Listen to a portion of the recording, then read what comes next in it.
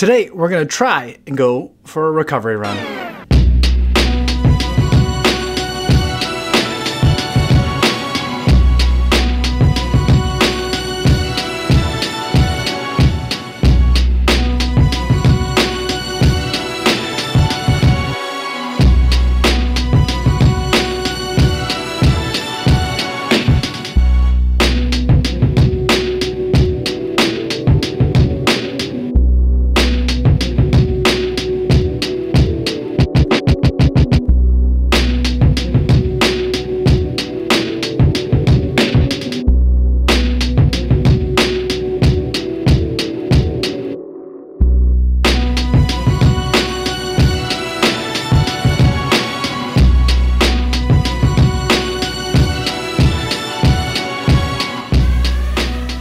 6.25 miles, 9 minutes, 9 seconds per mile. Finally was able to run a run as slow as I was supposed to run it.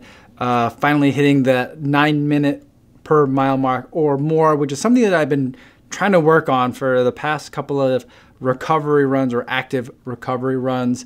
The goal for those runs being a way of letting my legs recover from a harder workout or a longer run, while also still being able to work on aerobic fitness and getting that respiratory system efficiency and strength built up in a way that doesn't necessarily also break down my legs further. So kind of two things at the same time. And I think the biggest reason I was able to hit it today is because I was just absolutely exhausted. Had a 17-mile run yesterday. By that point, I was at about 55 miles for the week. So with today's run, I was over 60 miles for the week, which is about 20% more than I've been running on average. It doesn't sound like much, 50 to 60, but it is 20% increase. So definitely feeling it in the legs and definitely was tired. It was one of those days where I very much would have wanted to just slept in and taken a rest day, because it was my 9th consecutive day of running without a break. So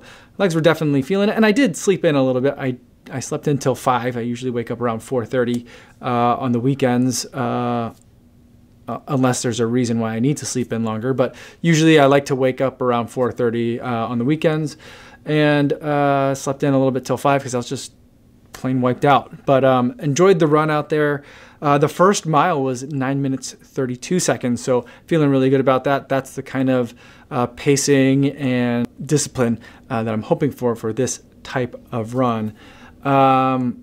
But the funny thing is that even when I'm running a pace that's a lot more relaxed for me, the Insta360, the 360 camera that I've been using, just makes everything look fast. And so even though I'm running at more relaxed paces, it still looks like I'm going pretty quickly.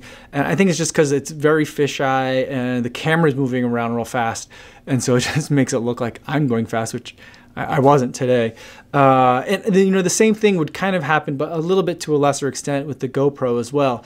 And with the GoPro, it'd be funny because every once in a while I would get a comment saying like, hey, can you make a video when it's not slow motion? And really what people are saying is like they want to just like look at how fast I'm running. But it's always funny when people ask me, like, they're very like oblique about it. And so they're like, hey, can you post like maybe a video of yourself on the track that's not in slow motion? Which is like a really weird request if you kind of think about it. But yeah, I've done that before. I mean, that's why I tell you guys the numbers every day, not to brag or so you guys can like mark it down somehow, but like, so that way you guys have a reference point for the footage is in slow motion, but you get the numbers at the end. And if you ever have questions about the numbers, feel free to ask, or you can just follow me on Strava. You get the mile splits that way.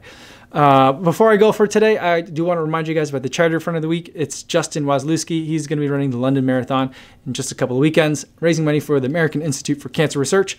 I've donated $70 to help him in his fundraising efforts, and I'll post links in the description in case you'd like to learn more. That's all I have for today, everybody. Thanks so much for watching, and I'll see you guys tomorrow.